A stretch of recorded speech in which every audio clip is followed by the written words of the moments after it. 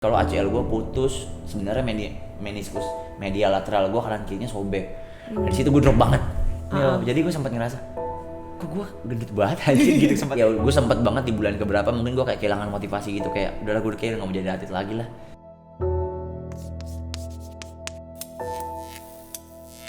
Halo Kak Teli. Halo Mil.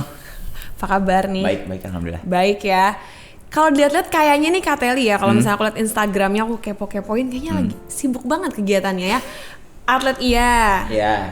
Kantoran iya. Kantoran. Berkeluarga juga iya. Berkeluarga juga. Nah, boleh diceritain gak nih kesibukannya gimana nih?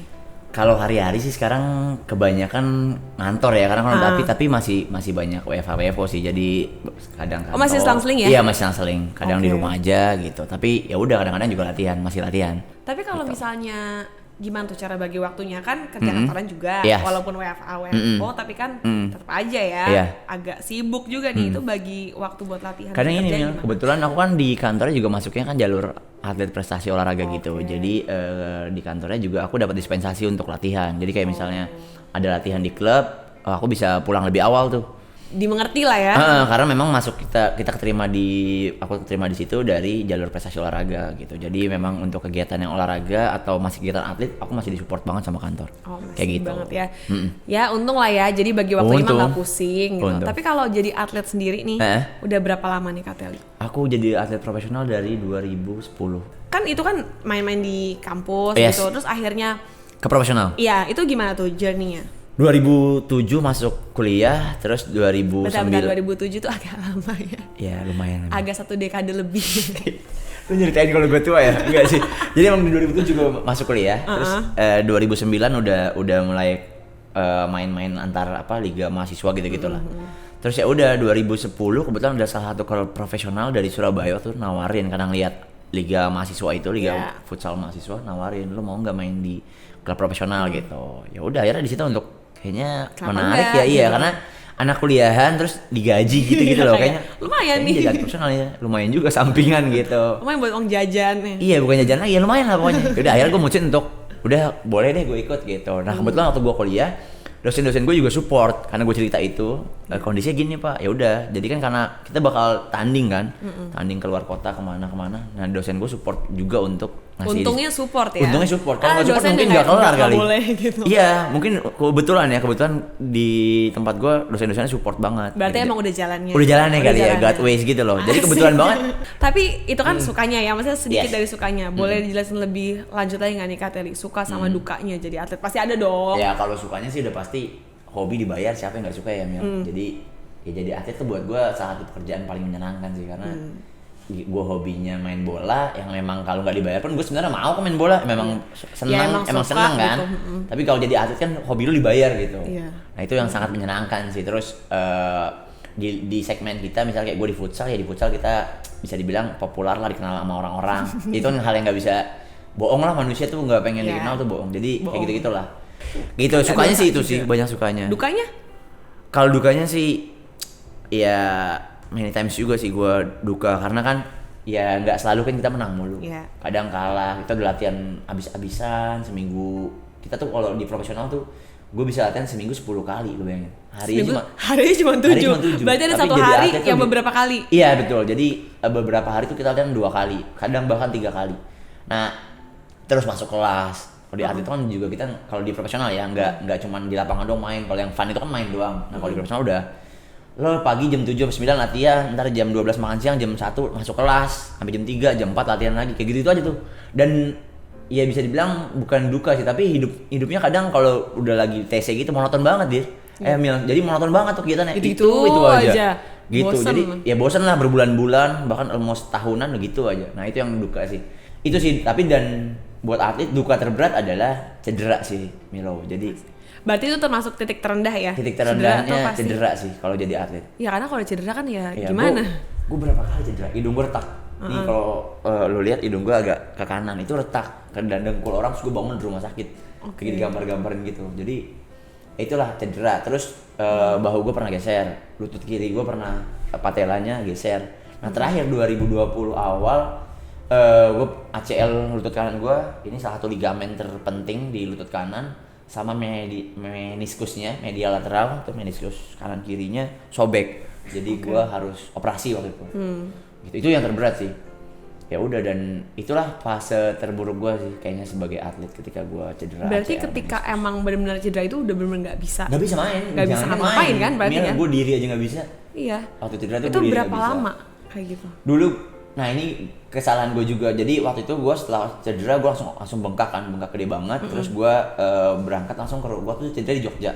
Gue langsung berangkat ke salah satu rumah sakit besar di Jogja, langsung MRI. Iya. Lutut gue masih bengkak banget tuh, gede banget, masih gede banget. Terus hasil MRI-nya besok keluar, dinyatakan kalau gue nggak apa-apa. Padahal gue nggak bisa jalan, gue nggak bisa nekuk, gue nggak bisa lurus, pokoknya susah banget gerak lah. Tapi nyatanya nggak apa-apa karena hasilnya kan dokter kan yang bilang gue nggak apa-apa. Udah akhirnya gue sebulan istirahat. Setelah itu udah agak kempes, gue fisioterapi. Nah di sini menurut gue momen tersalahnya gue, nggak tahu sih salah gue atau bukan, tapi ngebuang waktu lah. Gue ngerasa wasting time banget. 8 bulan gue terapi sendiri sampai akhirnya COVID, terus liga dihentikan. Terus sebagai atlet kan gue ngerasa perlu jaga badan gue kan. Akhirnya gue mutusin untuk latihan personal gitu. Jadi gue manggil PT buat ke rumah. Kebetulan di rumah ada home gym gitu, gue panggil PT buat latihan.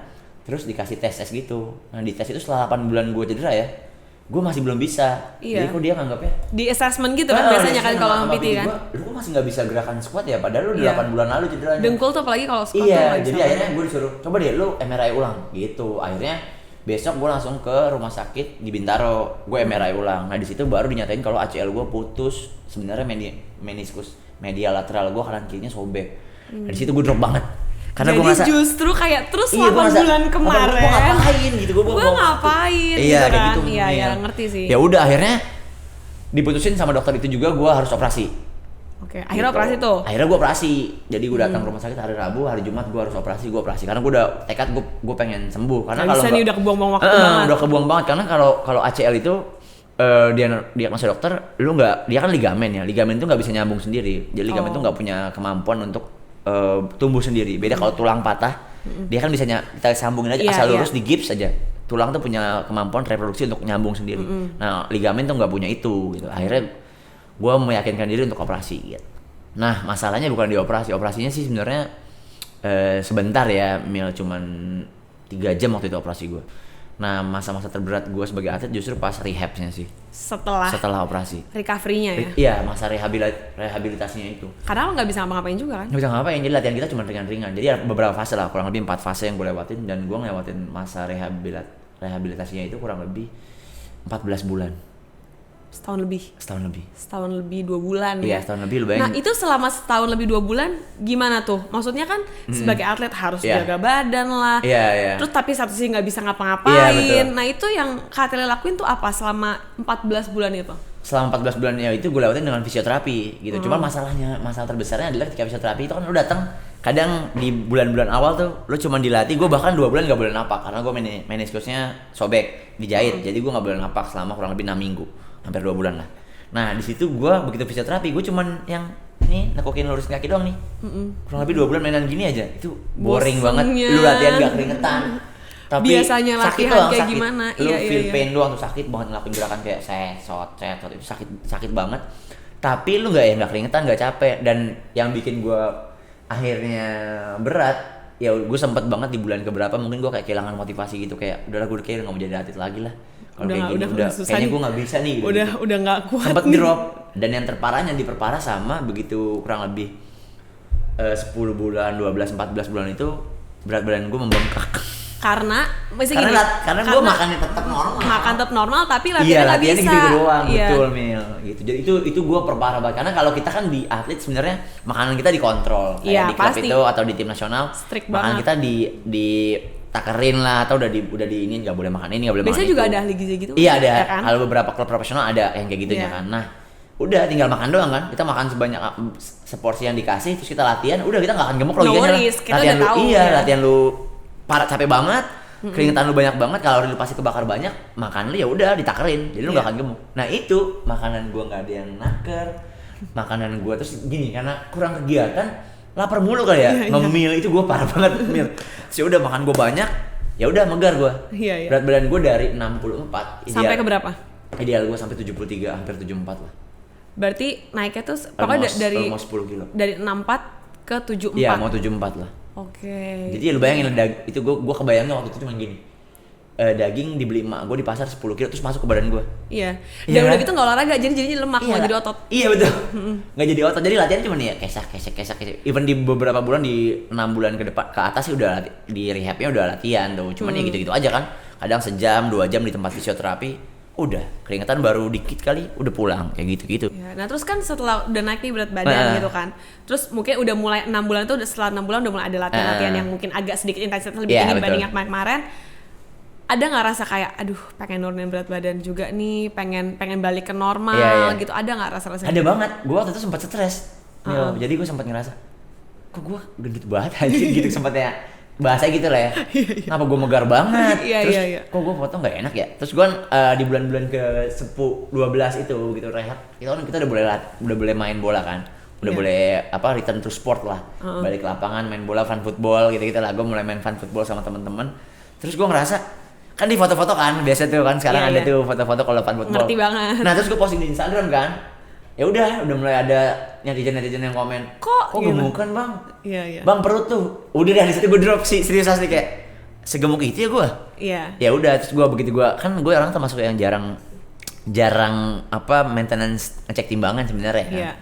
Jadi kayak udah biarin aja. Karena udah kebiasa padahal ya aman-aman aja. Dan kita gini ya, kita tuh jadi orang, kita ketika gemukan tuh nggak ngerasa nggak sih? Iya. Gue nggak ngerasa, jadi kayak normal aja. Orang yang notice. Iya, orang yang begitu ketemu gue 2 bulan gak ketemu, bang lu gemuk banget.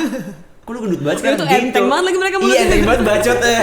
Nah gitu-gitu Milo, jadi gue ngerasanya udah mulai itu kayak gue nggak bisa nih. Nah ditambah begitu gue main fun football itu, gue ngap banget. Gue cepet capek. Dulu tuh gue ngerasanya gue lari setengah jam juga nggak ada rasanya. Iya. Ini gue main fun football baru lari 2 kali bolak-balik ngejar bola. Kayak gitu udah ngap banget, ini nggak bener nih badan gue. Nah, ya udah badan gue ngerasa nggak bener, badan gue ngerasa kayak nolak, kok gue nggak bisa lagi nih gue mau jadi pemain profesional. Ditambah netizen komen nyinyir, ya udahlah lengkap hidup gue. udah makin ngedrop aja itu. Udah pengen akhirnya kayaknya gue nggak bisa nih kayak gini mulu, gue harus berubah nih gitu. Oh di situ lah ya, berarti turning point-nya tuh. Iya, turning point-nya di situ. Kayak langsung ya udah nih. Fisik. Kayaknya gue harus mulai ubah. Mungkin kalau atlet kan udah biasa pola hidup sehat sebenarnya. Cuma mungkin lebih kepada ngembaliin lagi kebiasaan-kebiasaan karena berubah setelah cedera itu dan betul. Di masa recovery-nya ini kan ya sulit juga ya, nggak bisa olahraga ya, makan mulu. Akhirnya kan masih dibalikin lagi dong ke fase-fase yang waktu awal-awal. Nah ngebalikin itu tuh yang butuh perjuangan. Pasti. Kayak apa ya, kayak orang udah lupa. Iya. Terus ya itu yang gue bilang, kalau di klub itu kan sekarang juga kan kebetulan belum ada klub kemarin itu kan. Jadi ya udah, lo memulai, gue kan niatnya pengen diet waktu gue harus diet nih, gue nggak bisa kayak gini lagi supaya fisik gue balik, gue lebih fresh badan gue gitu. Karena emang rasanya celeng banget, gemuk itu ngerasanya kok berat ya gue gitu. Ya udah di situ gue mutusin untuk gue diet gitu. Tapi ya udah nggak ada rasanya, kayaknya gue nggak ada arahnya aja, nggak tahu. Kalau di klub itu kan diet, tapi ada yang programnya ya, ada yang program latihannya dikasih. Pokoknya kalau kita datang ke klub sebenarnya banyak pemain juga, banyak atlet juga yang datang ke klub tuh nggak ideal, itu banyak juga. Tapi udah di klubnya ada dibentuk lah, gitu, dibentuk, ada diarahin. Lo gue kasih makannya gini, lo latihannya ini, ya udah lo tinggal ngerjain doang. Nah kalau di rumah beda cerita. Bingung ngapain ya? Iya, bini gue masak enak, gue makan nggak banyak. Ya nggak. Udah gitu kalau salah diet juga hasilnya nggak maksimal. Iya, ini makan bini gue masak nggak gue makan, ntar dijudesin ya. Kayak gitu. Langsung tidur luar, gimana? Kayak gitu dong. Jadi udah gue kayak, wah gimana nih caranya ya? Kayak gitulah startnya. Berarti awalnya nemuin diet yang tepat itu kapan? Gue akhirnya kebetulan banget ya, ini coincidence banget. Abang ipar gue berarti 102. 102. Dia mau masuk salah satu company-nya, dia harus nurun hasil MCU-nya, harus nurunin berat badan sampai 80. Oke. Nah waktu itu dia mutusin untuk diet. Lumayan tuh 102. Akhirnya dia tuh kurus banget. Gue setelah agak lama gak ketemu, gue ketemu. Kurus banget. Gue manggil udah kan orang. Udah kurus banget gitu gue, kecil banget. Iya dia diet. Diet makan. Terus gue nanya pakai apa nih? Dia cerita sama gue kalau dia beli ngikutin pola makannya Yellow Fit waktu itu. Oh, mulai di dia tuh gue rasa kayaknya menarik buat gue coba gitu. Kayaknya. Karena poinnya gue tanya, ini gimana sih? Ya udah pokoknya lu cuman makan yang dia kasih gitu. Jadi lo makan yang dia kasih. Even kalau mau ini ya lo kayak nambah buah gitu-gitulah intinya. Dia cerita sama dia yang lebih ngasih tahu gue dulu sih gimana. Karena dia udah duluan gitu iya. Nah kebetulan gue punya contoh gitu. Ya udah kebetulan abang ipar gue pakai nyobain diet pakai Yellow Fit. dan gue tertarik buat karena udah ada hasilnya dan gue memang kebetulan coincident gue lagi butuh. Nah itu akhirnya gue memulai kan, start di diet lewat pola makannya. Udah gitu kan Yellow Fit kan ada lunch sama dinner. Sama dinner betul. Iya jadi ya udah kayak tinggal terima jadi aja. Iya betul kayak karena kan kalau kita sebenarnya pagi kalau gue bangun pagi ya kalau gue lagi WFA ya biasa gue bangun pagi gue latihan tuh sendiri di gym gue latihan. Ya udah biasanya gue ganjil kalau pagi ya gue makan yang gampang misalnya gue makan pisang satu ya buah gitu atau gue makan buah-buahan lah gitu doang sih atau ya paling tetep gue kadang kalau habis latihan gitu ya udah minum whey pro pengganti sarapannya ya udah ya sisanya siang malam udah di servis lah gue tinggal nelen doang tinggal makan doang gitu kan. Nah dulu yang gue takutin tau gak satu begitu gue mau start diet ini jadi gue pernah kan dulu banget lah ya gue cuman ada teman gue di kantor diet inget banget nih gue teman gue di kantor itu dikirimin salah satu inian diet gue pernah nyobain. Lo mau nyobain nggak? Di situ gue mutuskan gue nggak akan makanan kayak gini. Karena rasanya anyep kan. Nah terus nih. Nah itu. Pasti ngerasa bedanya banget. Yang gue takut waktu gue start Yellow Fit gue cuma nanya sama abang gue itu sama abang ipar gue. Enak nggak? Kata gue gitu. Terus abang ipar gue yang explain enak kok. Gue makan kata dia gitu. Iya soalnya kan. Abang gue itu pasal tukang makan. Jadi enak gue percaya. Iya. Makanya gitu. Percaya lah ya. Trust lah. 102 ya. Pasti tukang makan kan. Ya udah. Bener. Nah berarti gue mutusin untuk start. Dan akhirnya emang beneran enak. Dan akhirnya emang enak gue nyobain. Ya udah. Awal gue mau nyobain doang tuh. Pas makan, emang enak ini mah beneran ya. Iya. Kayak bukan makanan diet kan? Iya, kayak bukan makanan diet. Cuman memang yang harus sadarin kan yang enak itu karena kalorinya udah dihitungin kan. Iya. Nah dulu kan start diet itu gue inget banget. Gue pernah datang salah satu event terus ada siapa? Kemal. Oh, okay. Kemal kan juga diet kan. Kemal. Iya tahu penyiar. Kemal penyiar betul. Gue ketemu Kemal terus Kemal cerita diet itu sebenarnya cuma masalah kalori yang masuk doang. Dulu tuh Kemal katanya dia pakai dokternya. Kalau makan lu ini sama diukurin ini kalorinya segini gitu lah. Dan itu hal yang hampir kayaknya gue berat dah gue lakuin. Buat nimbang-nimbang gue butuh dada berapa gram. Iya karena sekarang tuh banyak juga yang kayak bawa timbangan gitu itu, kayak kan? apa gitu orang-orang yang emang pengennya tuh yang praktis aja kayak betul. Udah deh langsung aja deh bisa gitu. Bisa gak sih gue makan diet makan sehat tapi gue nggak mau ribetnya gitu. Iya. Dan enak gitu. Iya ya udah. Luckily gue ketemu. Kita di Indonesia ya biar gimana pun kita butuh rasa. Gue butuh asin bener. Gue butuh gurih, gue butuh. Ya sorry bahasa ini gue butuh beda rasa gitu gue nggak bisa anyep nih. Bener. Pas banget lah ketemu Yellow Fit. Pas banget gue ketemu Yellow Fit. Kalori juga udah dihitungin, praktis. Yes. Dianterin pula. Bener. Apa lagi? Nah, yang enaknya lagi makanan gue dianterin kemanapun gue ada. Jadi dan gue sempet tanding kan ke beberapa kota, ke Jogja, dianterin ke Jogja. Itu jadi makanya gue sempet kontak-kontakan sama admin ini lu punya ini enggak makanan yang gue makan di Jogja bukan dari Jakarta. Kalau jadi gue takut basi soalnya. Takutnya emang rasanya jadi kok beda. Iya kok beda kok agak basi ya, tapi enggak serius. Dan ternyata memang ya hebatnya Yellow Fit ternyata dia di beberapa kota-kota besar udah punya ini juga. Iya, jadinya gitu. Bisa tetap dietnya tuh enak lah. Iya terkontrol, gitu ya. Jadi gue kemanapun ya gue nggak khawatir. Kebetulan kan gue atlet yang masih tanding di mana-mana kan, di ya minimal. Asik banyak banget nih kayak. Iya kan di kota-kota besar kan, kalau tanding tuh kayak di Semarang, di Surabaya, di Jogja itu ya udah. Iya. 2 minggu sekali tuh gue pasti keluar kota. Perfect lah menurut gue, jadi lengkap. Oke, nah berarti kalau misalkan itu kan tadi dia soal makanan ya. Terus pernah nggak lagi diet nih? Biasanya orang kalau diet kan jadi lebih sering akan ngecek timbangan ya. Iya betul. Pernah nggak ngerasa kayak kok nggak berubah ya? Kalau pernah ada rasa capek gitu nggak sih Kak di awal-awal? Itu gue nggak pernah sih ngalamin yang separah itu. Jadi tapi gue pernah ngerasa kok stuck ya gitu. Jadi memang gue juga tuh tapi itu sih yang akhirnya gue jadi sedikit banyak jadi googling lah mempelajari tentang. Jadi gak cuma makan doang. Jadi gue pengen tahu dietnya sebenarnya gimana sih selain makan. Nah gue pernah di momen gue tuh dari 73 74-an itu ya. Begitu gue turun ke 68 mil itu ngacir cepet banget. Cepet banget tuh gue kayak ngerasa sebulan kok cepet banget berat gue. Gitu. Tapi gue pernah ada di momen stuck. Gue juga gak ngerti tuh. Jadi gue sempet yang kok stuck ya? Gue gak perasaan kemarin cepet gitu. Iya gue gak ngerubah pola makannya. Gue masih ikutin si Yellow Fit nih. Gue masih telan. Tapi ternyata memang itu normal gitu. Iya, jadi tubuh kita normal ternyata ya. Gue baru tahu. Kalau orang-orang yang ini kan pasti patokannya sama timbangan gitu. Dan akhirnya tapi setelah kita lewatin fase itu ya ngelos lagi. Iya ngelos lagi gitu, iya. Gitu. Karena memang ada fase ya ibarat kayak jalan ada macet dikit karena lah. Mungkin udah macet dikit dan sama berat badan yang udah hampir ideal. Jadi di 64 itu kan 6. Jadi begitu gua menggemuk itu kan gua startnya di 64 waktu gua di timnas terakhir itu. Nah, begitu gua 65 ke 64 ke 63 itu yang stuck tuh. Agak lama. Karena emang udah mau mendekati berat badan ideal. Iya, ternyata gue tahu itu. Ternyata kalau mau mendekati ideal memang agak lama. Nggak bisa langsung turun gitu. Nah tapi kalau misalkan sekarang sendiri nih udah ini belum? Udah kembali normal lagi belum dari cederanya? Cederanya udah. Berarti sekarang udah benar normal lagi. Udah. Waktu di klub itu kan gue udah sempat main. Gue udah. Itu udah benar nggak ada. Udah pain free lah ya. Iya, feel free dari sakit itu udah nggak ada. Terus gimana tuh rasanya bisa balik normal lagi dari segala masa-masa yang. Problemnya itu. Apa tuh? Waktu gue balik dari cedera kan di tahun lalu 2023 apa 21 awal. 2022 awal atau 21 akhir. Itu gue udah balik ke klub yang di Bandung itu. Cederanya udah nggak ada, painnya udah nggak ada, sakitnya udah nggak ada, tapi stamina gue drop.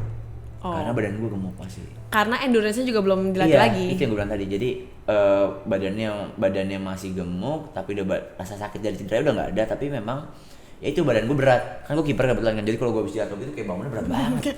Aduh. Iya kayak berat bangun. Dulu kan kayak langsung diri lagi. Sekarang gue kayak slow motion. Tapi itu yang nggak kelihatan banget sih. Tapi kalau gue nonton video gue main, iya. Dan lebih keberasa di diri sendiri aja sih. Terus gitu. main tuh gampang capek. Yang gue bilang tadi, main tuh gampang capek ya. Ya pastinya jadi ngehambat performa juga kan. Iya, pasti. Performa. Ya orang bilang performanya turun sih, gitu. Pasti. Dan itulah akhirnya. Ya sekarang ini begitu gue udah berat badan gue udah mulai ideal ke 64, sekarang udah mau 62,8. Bahkan lebih turun dibanding yang kemarin. Iya, lebih turun dari yang bahkan sebelum gue cedera. Itu udah, gue ngerasa enak banget sih. Gue udah balik kayak dulu, latihan udah lincah lagi, kemana-mana licin gitu. Udah aktif, udah aktif lagi ya Bu. Iya bener, kalau aktif, kalau bayi itu bayi bersetahun lah, masih mau kemana-mana mau lari-lari ya. Iya. Mau jalan-jalan. Berarti emang benar-benar udah pain free dan udah kembali ke normal lagi ya. Stamina gue udah fit lagi sih. Berarti emang benar-benar tuh karena makanan ya. Kalau Kateli tuh karena makanan. Karena kan ada orang yang karena kurang olahraga nih. Kalau Kateli nggak mungkin dong kurang olahraga gitu. Karena kan dari sebelum ada case cedera juga emang ya udah olahraga. Emang karena si makanan ini aja nih problemnya kan. Iya, betul. Nah berarti tapi pernah nggak kan Kateli sering keluar kota nih kalau tanding. Pernah cheating nggak? Maksudnya kayak di masa diet ini, diet ini. Honestly pernah. Honestly pernah. Gue tapi termasuk yang jarang. Jadi gue tuh seringnya. Jadi gue sempat kontak-kontakan kan sama kita kalau Yellow Fit ini enaknya juga kita bisa direct misalnya sama ke admin buat tanya-tanya. Jadi kita boleh sharing lah. Tapi memang the hardest thing-nya adalah ketika lu keluar kota. Iya pasti. Gitu, lu nongkrong sama teman-teman yang tadinya di mes bareng-bareng, terus tiba-tiba sekamar misalnya berdua. Bro, kita jalan yuk, kemana? Ke sini yuk. Kita misalnya kalau gue ini ke Jogja, Mangut Lele Mbak Marto yuk. Mangut Lele iya. Iya kan? Itu kan parah ya kalau kita nggak datangin. Lu ngapain ke Jogja? Lu nggak ke Jogja kalau belum ke Mangut. Lu balik aja deh mendingan gitu. Even lu atlet ya. Ya gue juga mungkin. Ya atlet kan juga manusia ya. Ronaldo aja, sekelas Ronaldo pernah cerita waktu dia di Lisbon. Dia tuh kalau setiap latihan dia pulang latihan dia ke McD, terus dia karena dia nggak mau orang lihat dia makan McD, dia ngetok-ngetok pintu belakang McD buat minta burger, lo bayangin. Jadi itu hal yang normal sih, gue pikir cheating kan. Iya. Ya udah, jadi gue pribadi juga cheating biasanya di Sabtu Minggu. Kalau di mes, gue hampir jarang keluar kamar. Kalau di mes ya di Bandung itu, ya udah jadi gue bener-bener datang makanan, ya gue belah aja dah. Gue masuk ke kamar, gue makan. Nah anak-anak kan dapat makanan dari itu, nah gue udah nggak colek lagi. Gitu. Nah ya udah, terberatnya memang kalau lagi di luar kota. Ya, cheating itu tapi normal nggak sih? Normal lah ya. Ya normal lah ya. Normal lah. Dan itu kan juga 2 minggu sekali gue tanding, 2 minggu sekali cheating ya. Oke lah. Ya tapi bukan tiap hari juga kan. Iya nggak tiap hari. Yang penting kan itu, maksudnya kalau dia bohong kalau orang tuh nggak ada cheating. Iya bohong pasti banget sih. Ada lah momen itu karena kan bagaimana kita juga masih manusia biasa. Ngeliat makanan enak kayak aduh pengen banget lagi. Iya apalagi ya kita hobi asin ya. yang lu bilang lidah Indonesia nggak ketemu pecel lele tuh nggak bisa banget. Kurang ya. Itu gitu sih. Nah tapi kalau Kak Teli ini kan punya banyak teman-teman di klub dong. Mungkin mereka juga ngeliat ya pasti kayak perubahannya Kak Teli itu. Ya dari sebelum cedera terus balik lagi. Mereka pernah ada yang kepo nggak sih sama pola diet Kak Teli? Pernah. Jadi gue beberapa momen tuh gue ketemu teman-teman. Jadi di futsal yang gue bilang tadi, di futsal tuh kan nggak semua atlet itu sebenarnya ideal. Memang ada beberapa atlet yang dia berat badannya over tapi ya mainnya bagus ya. Nyamannya dia memang segitu. Kalau lo ukur lemaknya, fatnya, terus lo ukur apanya pasti overweight lah, berat badan nggak ideal sebagai atlet ya. Tapi beberapa orang memang nyamannya dia begitu. Gitu, kayak di futsal tuh kan salah satunya ada posisi kiper. Kiper tuh ada beberapa kiper juga memang gemuk-gemuk. Jadi lu mau lihat kiper kelas dunia pun ada yang contohnya dia gemuk tapi tetap nyaman dia gerakannya. Terus ada di futsal tuh ada posisi pivot itu yang rata-rata orang gede-gede gitu. Tapi nyamannya dia memang gemuk mungkin ya memang over supaya dia lebih kuat. Nah, beberapa orang itu tapi juga banyak juga tuh yang mulai nanya-nanya, lu diet apaan, Tel? Lu makan apaan, bro? Gitu-gitu. Ya udah, di situ lah gue mulai cerita juga tuh.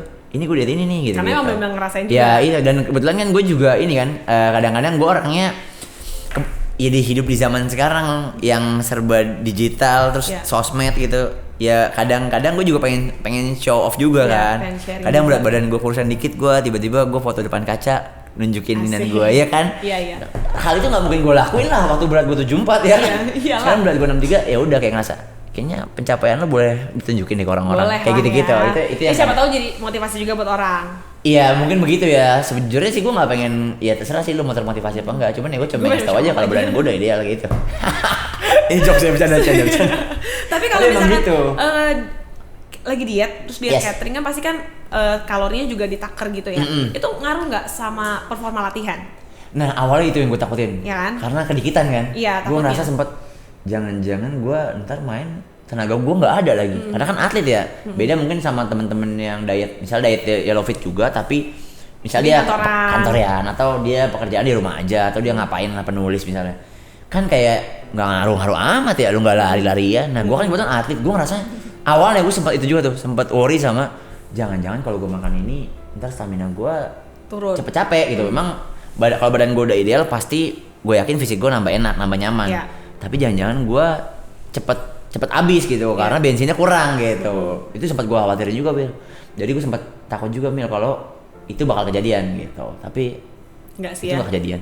Aman Gue malah ngerasa begitu berat badan gue sampai di 63 itu 63 64. Gue ngerasa napas gue lebih enak, latihan gue lebih maksimal, terus kayaknya itu daya serap makanan yang masuk badan gue lebih maksimal aja gue rasanya. Dan maksudnya juga nggak mempengaruhi performa latihan, ya tetap enggak sama sekali enggak. Kan? Gue tetap fit dan bukan kayak orang kekurangan kalori gitu. Bukan, dan gue malah ngerasanya gue lebih bugar. Gue ngerasa badan gue kayak lebih bugar, lebih fresh gitu.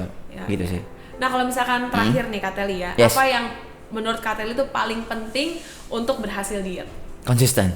Pasti sih. Ya, jadi konsistensi itu kunci. Jadi kalau lu mau punya makanan menu diet seenak apapun dan sekontrol apapun, kan di Yellow Fit kita kan dikontrol banget makanannya, lu dikasih. Tapi kalau lu nggak konsisten, cheating lu banyak, ya lu nggak bisa deh, itu bohong. Jadi nggak ada orang. Sebenarnya kan prinsipnya kan yang namanya diet itu poinnya adalah lo kalori yang masuk ke badan lu nggak lebih banyak daripada yang keluar gitu kan.